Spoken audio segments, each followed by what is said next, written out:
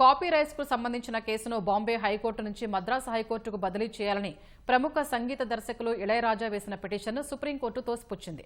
ఈ మేరకు ప్రధాన న్యాయమూర్తి justice B R Gavai, justice Vinod Chandran, justice N V Anjaria నేతృత్వంలోని ధర్మాసనం తీర్పు వెలువరించింది.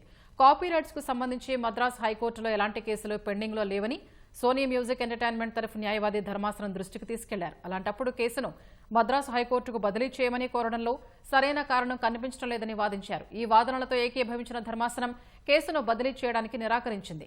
Ilaiyaraaja music management private limited సంస్థ తమకు చెందిన 536 పాటలను ఉపయోగించుకోకుండా నిరోధించాలని కోరుతూ సోనీ సంస్థ 2022లో బాంబే హైకోర్టును ఆశ్రయించింది. ఆ పాటలకు సంబంధించిన హక్కుల్ని తాము oriental records and echo recording నుంచి కొనుగోలు చేశామని సోనీ సంస్థ పిటిషన్లో పేర్కొంది. అయితే ఓరియంటల్ రికార్డ్స్, ఇళయరాజా మధ్య ఈ పాటలకు సంబంధించి వివాదం నడుస్తోంది. కాపీరైట్స్ చట్టం ప్రకారం తాను సమకూర్చిన స్వరాలపై తనకే హక్కులు ఉంటాయని ఇళయరాజా వాదిస్తున్నారు.